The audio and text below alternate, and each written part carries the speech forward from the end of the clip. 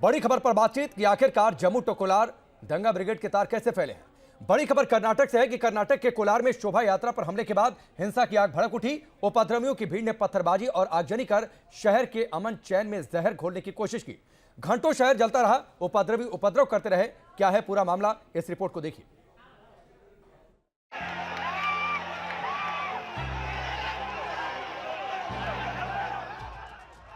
कर्नाटक के कोलार में करौली जैसी हिंसा।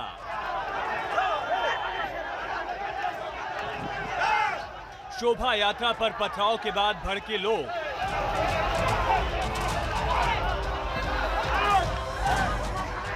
कौमी एकता में कौन घोल रहा है जहर।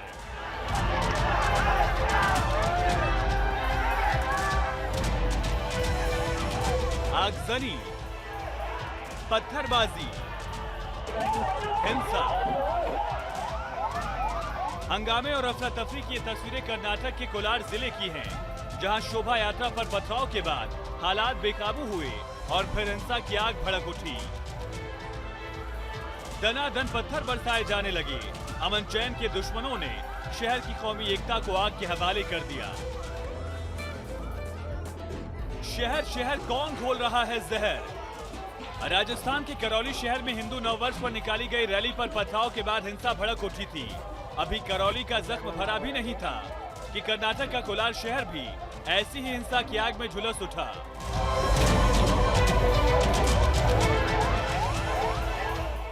कोलार के मुलबगल इलाके में हिंसा तब भड़क उठी जब शोभा यात्रा जहांगीर मोहल्ले से गुजर रही थी। बताया जा रहा है कि इसी दौरान कुछ लोगों के बीच बहस हुई, जो जल्दी ही टकराव में बदल गई। अचानक दोनों पक्षों के लोग आमने सामने आ गए। देखते ही देखते हंगामा इतना बढ़ गया कि लोगों ने एक दूसरे पर पत्थर बरसाने शुरू कर दिए। कई जगह तोड़फोड़ भी की गई। हिंसक भीड़ ने कई गाड़ियों को आग के हवाले कर दिया। तस्वीरों में धू धू कर जलती गाड़ियां नजर आ रही हैं। लोग तमाशबीन बन उपद्रवियों की भीड़ के उपद्रव को देखते रहे। हिंसा की आग भड़कने की खबर मिलते ही पुलिस के अधिकारी दलबल के साथ पहुंचे और कड़ी मशक्कत के बाद हालात को काबू किया। हालात को देखते हुए पूरे इलाके में कर्फ्यू लगा दिया गया है। हिंसा भड़काने वालों की पहचान और गिरफ्तारी के लिए पुलिस की अलग अलग टीमें काम कर रही हैं। Team news nation.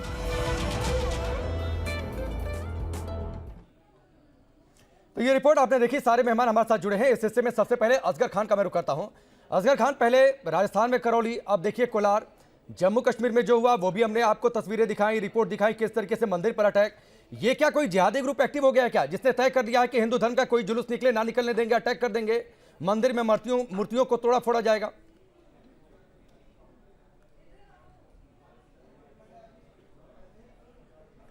देखिए, मैं बहुत देर से सारी आपकी डिबेट सुन रहा हूँ। चक्कर पानी साहब को भी सुना और दीगर लोगों को भी। ये हमारी बदकिस्मती है, हमारे उस प्यारे और अच्छे हिंदुस्तान की भी बदकिस्मती है कि जिसको हमारे बुज़ुर्गों ने कहा था कि सारे जहां से अच्छा हिंदुस्तान हमारा, जिसके लिए हमारे बुज़ुर्गों ने कहा था मज़हब नहीं सिखाता आपस में बैर रखना। बड़ी बदकिस्मती की बात है। और मैं आपको ईमानदारी की एक बात बताऊं कि इस मुल्क में अगर ये सबसे बड़ी बीमारी अगर कोई है तो वो यही है, हिंदू मुस्लिम और कम्युनल कार्ड, जिसमें सियासत सबसे बढ़ के आगे शामिल है और हर पहलू को लेकर उसको मजहबी रंग दे देते हैं, चाहे कुछ भी हो। अगर ये पथराव हुआ बाइक रैली में, मैं और बल्कि हिंदुस्तान के शायद सारे मुसलमान इसको कंडम करेंगे।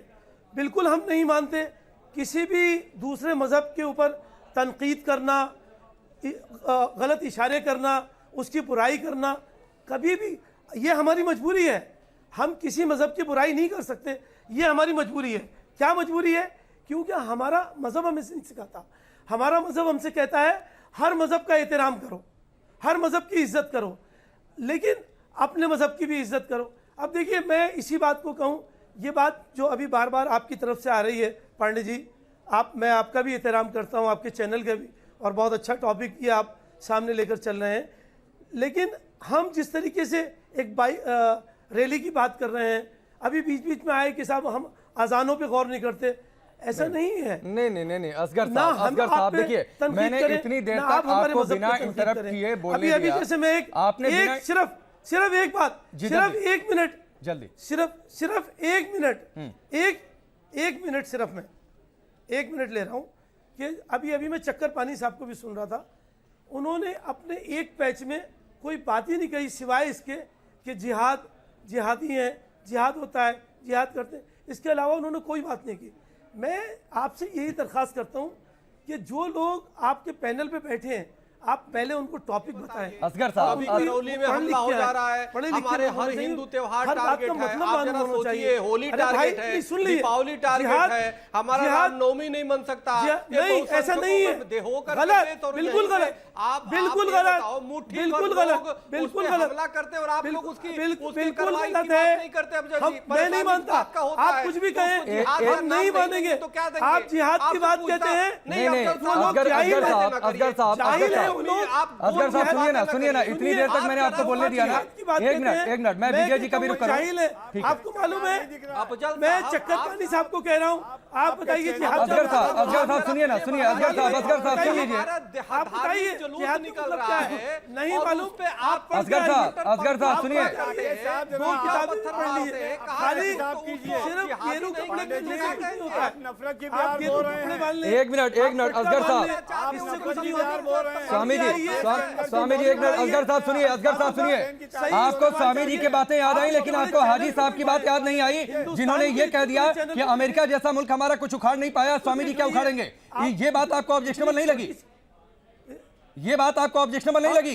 जो बातें हाजी साहब ने कही, आपने स्वामी जी की बात पकड़ी, लेकिन आपको हाजी साहब की बातों में दिक्कत नहीं लगी। कहीं राजस्थान में हिंदू जुलूस निकलता है, अटैक होता है, कर्नाटक में हिंदू जुलूस निकलता है, अटैक होता है, कश्मीर में कश्मीरी पंडित पहुंचते हैं, उनको नहीं रहने दिया जाता है, मंदिर में तोड़फोड़ की जाती है। आपको अगर स्वामी जी ने कोई बातचीत कही, हाजी साहब की बातें आपको गलत नहीं लगी? ये पेश खेमा कर रहे हो तुम मुसलमानों के नरसंहार के लिए जो रास्ता अपना रहे हो वो उचित नहीं है। बात करते हैं, नहीं, और कश्मीरी पंडितों के नरसंहार हाजी साहब उस पर कुछ बोलेंगे? कश्मीरी पंडितों के नरसंहार पर कुछ बोलेंगे? मुसलमानों को काट कर हाजी साहब कश्मीरी पंडितों के नरसंहार पर कुछ बोलेंगे आप? दलितों को उसमें नहीं बोलेंगे आप? ठीक है, मैं आता हूँ। करौली हिंसा में एक बड़ी खबर है। एक मिनट सभी लोग शांत रहिए। राजस्थान से बड़ी खबर है। करौली हिंसा मामले में सबसे बड़ा खुलासा, काफी पहले रची गई थी हिंसा की साजिश। हिंदुओं पर हमले के लिए बनाया गया था नापाक प्लान। हिंदुओं को इस नापाक साजिश की भनक नहीं लगी थी। हिंसा से ठीक पहले मुस्लिमों ने बंद कर दी थी दुकानें। मुस्लिम ऑटो रिक्शा चालक भी वहां से अपने घर चले गए थे। ये इस वक्त की बड़ी खबर। इससे पहले पीएफआई का कनेक्शन सामने आ गया था, और अब देखिए ये बड़ी खबर आ रही है कि इस पूरी घटनाक्रम की साजिश, यानी हिंदुओं का जुलूस निकले नए साल पर, हिंदी नए महीनों के हिसाब से नए साल का जुलूस निकले, वहां पर किस तरीके से अनरेस्ट फैलाया जाए, इसकी पहले बाकायदा साजिश रची गई थी। जो मुस्लिम ऑटो चालक थे वो वहां से चले गए थे, दुकानें वहां से बंद कर दी गई थी। विजय शंकर तिवारी जी हमारे साथ जुड़े हुए हैं। विजय शंकर जी, काफी पहले साजिश और बाकायदा पूरा प्लान किया गया। नहीं, ये तो क्या है राकेश जी? देखो, आप एक बात पूरा क्रम समझिए कि एक मिनट भाई, आवाज बंद कराइए। अरे सुन लीजिए स्वामी जी, विजय जी को सुन लीजिए, तब है। और असगर जी विजय जी को सुन लीजिए, इन्होंने अभी तक नहीं बोला है जी। आज देखो 3-4 घटनाओं पर आप चर्चा कर रहे हैं। एक तो जो कश्मीर में हुआ वो आप चर्चा कर रहे हैं, करौली आपने चर्चा की, कर्नाटक आपने चर्चा की, मुर्तजा आपने चर्चा की। ये हालत तब हैं जब ये देश की आबादी में 14% ये हैं, और 14% हो करके इनका रंग आप देख रहे हैं कि जो करौली में हुआ, करौली में पूर्व नियोजित सारी घटना थी। जैसे पूर्वी दिल्ली में सारी घटना हुई थी, लोगों की छतों पर पत्थर और गुलेल ये सब कुछ पाया गया था, पेट्रोल बम तक पाए गए थे कि किस प्रकार से इन्होंने हमला करना है। वैसे ही इनको यहाँ से मिला है, करौली से मिला है। वही आपको बाद में कर्नाटक की जांच होगी तब वहाँ भी यही मिला। मैंने माजिद को भी सुना है, मैंने असगर को भी सुना है, और मैंने हाजी साहब को भी सुना है। तो इनको ये अपने टारगेट में पूरी तरीके से सीधी दिशा में जाते हैं। ये ऐसे लोग हैं जो जिहादियों और आतंकियों के वकील हैं, उनके पैरोकार हैं। ये एक पैनल इनका कोर्ट में काम करता है, एक पैनल टीवी चैनल के सामने बैठ करके उनको डिफेंड करता है, उनको बचाने का काम करता है। तो मैं मुसलमानों की बहन में तुम्हें सलमा के साथ रुक जाइए, इनकी आवाज बंद करिए, इनकी आवाज बंद करिए, मैं सुनता रहा। आप देखिए कि एक मुर्तजा नाम का IITians गोरक्षधाम जैसे पीठ पर जाता है और वहां के सुरक्षा कर्मियों को मानता है। पिताजी कहते हैं उनके ये तो मानसिक रूप से कमजोर है, ये तो मानसिक रूप से बीमार है, लेकिन जब जांच होती है तो पता चलता है कि सीरिया में पैसे भेजे इसने और अमेरिका का सिम प्रयोग करता है, इसके आतंकियों से लिंक हैं और ये लोग, और इनके पिताजी कहते हैं वो बीमार है। यानी कैसी योजना के साथ ये काम करते हैं। करौली का विषय आपको ध्यान में आ गया, छत में पत्थर मिलते हैं। दुर्भाग्य इस बात का है कि इनसे तो यही अपेक्षा है, लेकिन राजस्थान की सरकार का पुलिस अधिकारी कहता है कि इस शोभा यात्रा में जो ये गा रहे थे वो आपत्तिजनक है। पूरे देश में जितनी भी शोभा यात्राएं निकलती हैं, तुम्हें तो चुनाव के लिए राजस्थान में जो भूमिका बना रहे हो, नफरत की भूमिका बना रहे हो, कोई भी बिल्कुल भारतीय जनता पार्टी का लक्ष्य पूरा कर रहे हैं। राकेश जैसे एंकर, हाजी साहब और हाजी साहब जैसे हाजी लोग, हाजी साहब जैसे हाजी लोग जो अपने गिरबान में नहीं झांकते हैं। हाजी साहब हाजी साहब आपके जैसे लोग जो गिरबान में नहीं झांकते हैं। विजय शंकर जी ने जो बातें कही, मुर्तजा मनोरोगी है, आप साबित करने की कोशिश कर रहे हैं, लेकिन उसके मनोरोग में आप बताओ बड़ा क्लासिफाइड है उसका मनोरोग कि वो किसी मस्जिद पर नहीं जाता है, वो मंदिर पहुंच जाता है। 5000 आप भी अपने गिरबान में झांकिए। चलिए, करौली हिंसा सोची समझी साजिश थी, इस बात का खुलासा हो चुका है। न्यूज नेशन के कैमरे पर दंगा पीड़ित ने खुद इस बात की तस्दीक की है। जरा सुनिए, फिर उसके बाद यति चेतानंद का रुख करेंगे। तो अचानक से जिम पे से और मस्जिद के आसपास से एक साथ पथराव शुरू हुआ। तो एक साथ पथराव चालू हुए वहाँ पे, तो भगदड़ मच गई और बड़ी बड़ी सिल्लियाँ पत्थर फेंकी जा रही थी ऊपर छत पे से, जिम पे से, मस्जिद पे से और अन्य बास वालों के छतों पे से। सुन लिया होगा ना हाजी साहब। पहले यति चेतानंद का रुख कर लेते हैं, फिर उसके बाद मैं आपके पास आता हूं। यति चेतानंद, सारी बातें ऑब्जेक्शनल इन लोगों को लग रही हैं, लेकिन इस बात पर मानने को तैयार नहीं है कि एक ग्रुप है जो एक्टिव है, जो हिंदू धर्म को टारगेट कर रहा है। जी, एक ग्रुप नहीं है, एक पूरा नेक्सस है, एक बहुत बड़ा नेक्सस है जो लगातार देश को अस्थिर करने का प्रयास कर रहा है। आप जिन घटनाओं का जिक्र कर रहे हैं, अगर उनके क्रम को देखेंगे तो जो वो क्रम चुनाव से पहले भी था। एक बड़ा नेक्सस खुला धर्मांतरण का, उसके बाद सोतीगंज में जिस तरीके का नेक्सस चलता था, जिस तरीके से वहां पर चोरी की कार और व्हीकल्स काटे जाते थे, उस नेक्सस को तोड़ा गया। तो आज बौखलाहट है दोबारा से योगी सरकार के सत्ता में आने की और देश को अस्थिर करने की। इस नेक्सस को बहुत बारीकी से अध्ययन कर इस नेक्सस को खोला जाना चाहिए, चाहे वो मुर्तजा हो। मुर्तजा हमारे सामने है, मुर्तजा ने ये स्पष्ट कर दिया है कि किस तरीके से युवाओं का ब्रेन वॉश करके, IITN है वो, कोई ऐसा अनपढ़ गंवार बच्चा नहीं है कि जिसको नौकरी ना मिल रही हो। आप भड़का रहे हो, उसने हाथ में पत्थर, मैं बहुत शांति से सुन रही थी। 40 मिनट की डिबेट में मैं बहुत शांति से सुन रही थी। पांडे जी, मैं रिक्वेस्ट करूंगी कि सबकी वॉइस डाउन कीजिए। अगर मुझे बोलने का मौका दिया है तो मेरी आवाज सुन लीजिए। हाजी साहब, यति चेतानंद सरस्वती को सुन लीजिए। एक तो वो महिला है पैनल पर, धर्मगुरु है, थोड़ी सी इज्जत रख लीजिए। मैं पूछूंगा कि मुर्तजा को किसने भड़काया था, इसका जवाब नहीं होगा आपके पास कि वो बाका लेकर पहुंच गया मंदिर के पास। इतना स्पेसिफाइड मनोरोगी है कि किसी मस्जिद पर नहीं पहुंचा। मुसलमानों के कत्लेआम की बात कर रहे हैं। नहीं, मुर्तजा को किसने भड़काया था? हाजी साहब, मुर्तजा को किसने भड़काया था? हाजी साहब, मुर्तजा को किसने भड़काया था? जवाब है आपके पास? जो त्रिशूल सुनिए, हाजी साहब की आवाज डाउन करिए थोड़ा। यति चेतानंद सरस्वती को सुनिए, और उसके सुन लीजिए हाजी साहब। लेकर चला जाता है वहां पर हमला करने, उसको किस ने तैयार किया, इसकी जांच होनी चाहिए। इस बात की जांच होनी चाहिए कि जम्मू में नरसिंह देव के मंदिर पर किसने प्रहार किया और क्यों किया। कश्मीर फाइल्स जिस दिन से रिलीज हुई है, इन लोगों का सच जब चेहरा, ये जो गुड इस्लाम और बैड इस्लाम का कंसेप्ट लेकर चलते हैं ना लोग, ये चेहरा जब खुलकर सामने आया है। नहीं, यति चेतानंद सरस्वती जी, वो बैड वाला कॉन्सेप्ट लेकर नहीं चल रहे हैं, बैड वाला कॉन्सेप्ट लेकर नहीं चल रहे हैं। ठीक है, आपने मुर्तजा की बातचीत की, वो दूसरी बातें लेकर आने लगे हाजी साहब। ये इस सवाल का जवाब नहीं है कि मुर्तजा को किसने भड़का दिया, या फिर ये कौन से लोग हैं जो भड़काने पर हिंदू जुलूसों पर ही पत्थरबाजी कर रहे हैं, कहीं और टारगेट नहीं कर रहे हैं। चलिए, मैं आपके पास आता हूँ। हाजी साहब, असगर जी और माजिद हैदरी, भोपाल से एक तस्वीर सामने आई है, उसको भी देखिए और सुनिए और जवाब हो तो दीजिएगा इसका। भोपाल से भी एक ऐसी हैरान करने वाली घटना सामने आई है। यहां एक मुस्लिम परिवार के साथ सिर्फ इसलिए मारपीट की गई क्योंकि सोशल मीडिया पर इस परिवार के एक शख्स ने जय श्री राम लिख दिया था। कुछ लोगों को यह बात इतनी नागवार गुजरी कि उन्होंने इस परिवार पर धावा बोल दिया, मारपीट कर धमकी तक दी गई। इस रिपोर्ट को देखिए।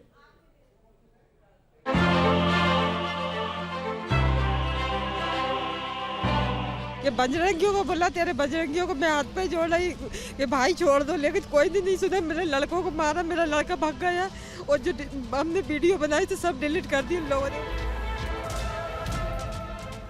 आंखों में आंसू हैं, चेहरे पर दहशत और दिल में खौफ है। भोपाल में जो इस परिवार के साथ हुआ वो राम करे कि किसी और के साथ ना हो। आपका नहीं खेलना, तेरा मकान खाली कर दे, तू अभी तक गया नहीं, तेरे बिस्तर बोर के बांध के। मैंने बोला आप बता दो कैसे क्या करना। सुनकर कलेजा कांप जाएगा, क्योंकि धमकी देने वाले कोई और नहीं बल्कि अपने हैं। वही जिनके साथ मस्जिद में नमाज पढ़ी थी, जिनके साथ रोजा और इफ्तार रखा और जो दुख दर्द में साथ देने की बात कहते थे। अब न पत्नी के आंसू सूख रहे हैं और न पति के।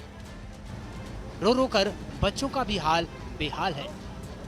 श्री राम का नाम लेने की ऐसी सजा शायद ही किसी मुसलमान को मिली होगी। पहले आप इनकी आप बीती सुनिए। हमारे साथ सबसे पहले सोहेल ने मारा, लात मार के हटाया, इनको बचा रही थी मैं।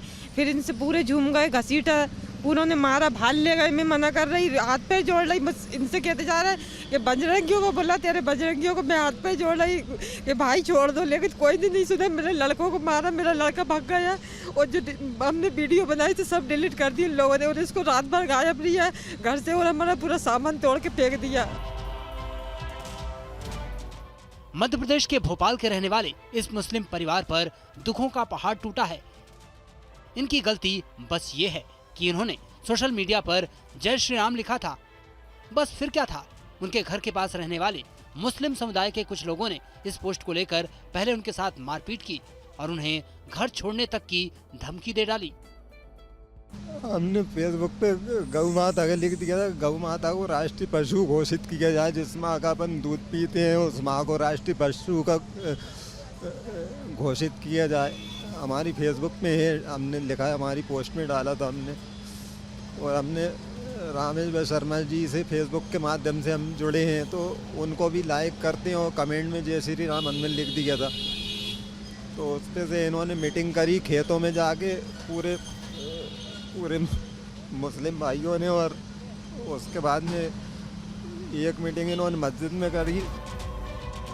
बाद में जब ये जानकारी सामने आई तो हंगामा मच गया। पीड़ित परिवार ने न्याय की गुहार लगाई और पुलिस थाने पहुंच गया। अब पीड़ित परिवार घटना के बाद से सुरक्षा की गुहार लगा रहा है। फिलहाल पुलिस पूरे मामले की गहराई से जांच कर रही है और आरोपियों के बारे में पता लगाया जा रहा है। तो ये तस्वीर है भोपाल से, जहां पर लोगों का ये कहना है, मुस्लिम परिवार का ये कहना है कि जय श्री राम बोलने में क्या बुराई है। हम भारत में रह रहे हैं, जोर शोर से जय श्री राम बोलेंगे, भले ही हमारे साथ जो भी किया गया हो, मगर अब भी ये परिवार इंसाफ की गुहार लगा रहा है। वीडियो अनवर के साथ शुभम गुप्ता, न्यूज़ नेशन, भोपाल। तो ये आपने रिपोर्ट देखी, भोपाल से ये तस्वीर थी। हाजी साहब, चलिए आप ही के पास आता हूं। अगर कोई मुस्लिम धर्म से कोई इस्लाम को मानने वाला जय श्री राम लिख देगा तो मार देंगे। अगर कोई मुसलमान बीजेपी की जीत पर मिठाई बांटेगा, बाबर नाम का शख्स, उसे इतना मारेंगे कि अस्पताल जाते जाते मर जाएगा। इतनी कट्टरता सिखाता है क्या इस्लाम?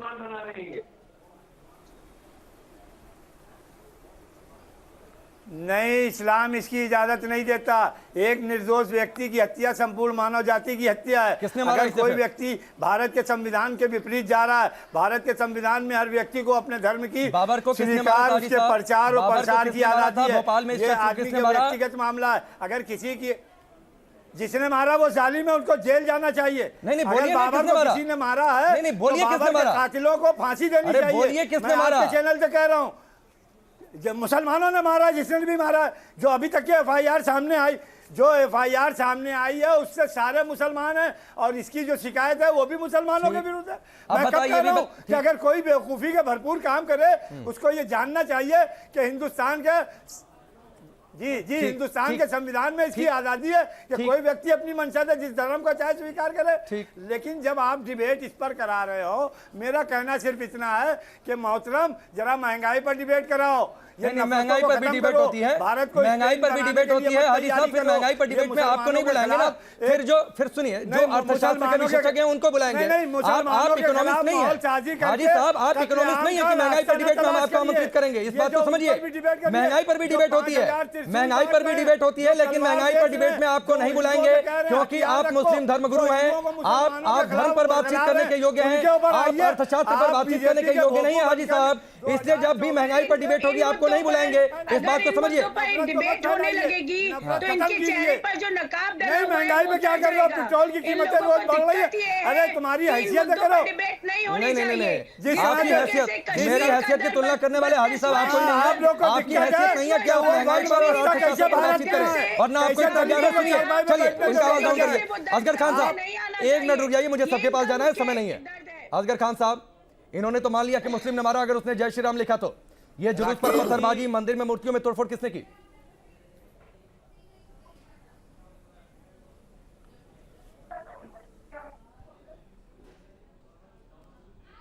असगर जी आवाज आ रही है आपको?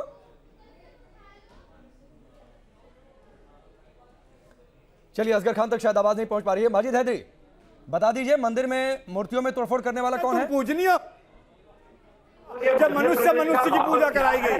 लेकिन आपको शोषण तुम करते हो। बाबर याद नहीं, जो बाबर हिंदुस्तान के राष्ट्रपिता का किसी मस्जिद शहीद की गई, वो आपको याद नहीं? अरे बाबर को तो उसने मारा के वो मसला कोर्ट ने हल कर दिया। माजिद हैदरी साहब, एक राग अलापना बंद कर दीजिए। वो मसला कोर्ट ने हल कर दिया है, मंदिर वहां पर बन रहा है, वो मसला पीछे छूट चुका है। आज कश्मीर में मूर्तियां किसने तोड़ी, इसका जवाब दीजिए। मूर्ति को पत्थरबाजी करने वाला कौन है, इसका जवाब दीजिए। माजिद हैदरी, फैसले में कोर्ट ने अपने फैसले में स्वीकार किया, वहां कोई मंदिर तोड़ के मस्जिद नहीं बनाई गई। चलिए, नहीं आप बोलेंगे, नहीं आप बोलेंगे। स्वामी चक्रपाणी महाराज ये लोग नहीं बोलेंगे कि आखिरकार मूर्तियों को तोड़ने वाला कौन है, जुलूस पर पत्थर बरसाने वाला कौन है।